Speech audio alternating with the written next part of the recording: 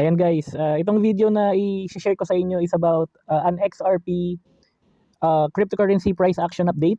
Okay, simulan natin sa date and time ng recording natin. Date ngayon, February 1, 2025, Saturday, 4:51 AM. Okay?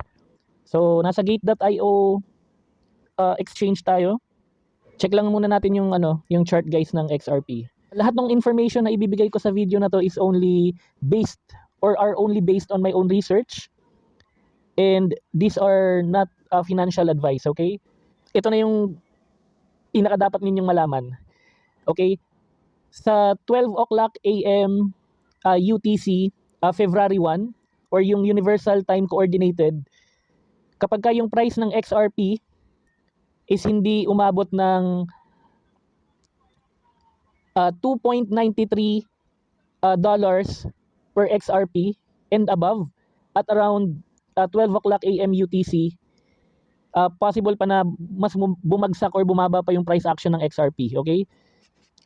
So, yung $2.93 sa Philippine peso, itong nakikita nyo dito sa CoinGecko website na sinearch ko yung current price action niya na. So, at $3, 1 XRP, ang presyo niya is nasa ganyan, 176.76, okay? So, kailangan ma-maintain ni XRP yung around $2.93 per XRP and above para magkaroon pa tayo ng medyo solid na footing. Otherwise, or kung hindi, pwede pa nating expect na bumaba or bumagsak pa lalo yung price action ng XRP. Okay? So, yung view natin sa gate.io ngayon, naka 4 hours view tayo.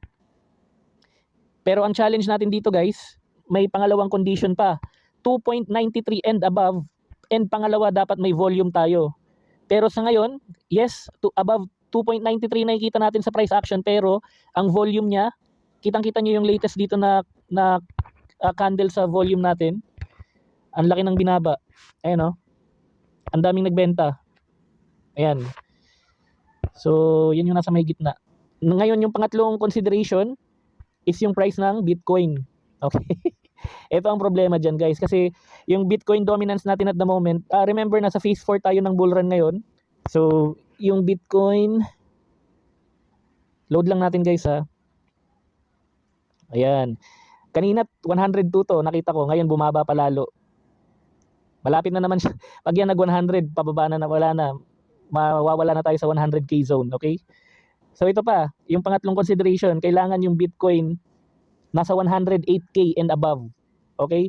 Kasi kung hindi, dahil medyo mataas ang correlation ng XRP price action sa price action ng Bitcoin, pag bumaba yung Bitcoin, kahit sabihin pa natin nasa 2.93 pataas yung XRP and fair yung volume na pumapasok sa XRP, pero yung Bitcoin naman, dahil mas mataas yung Bitcoin dominance ngayon, at the time of this recording, maapektuhan pa rin yung price action ng XRP. Okay? So maraming mga balakid para para mas makita pa nating lalong umangat yung price action ng nung XRP and same with Bitcoin, okay? So as for now, wala muna akong gagawin.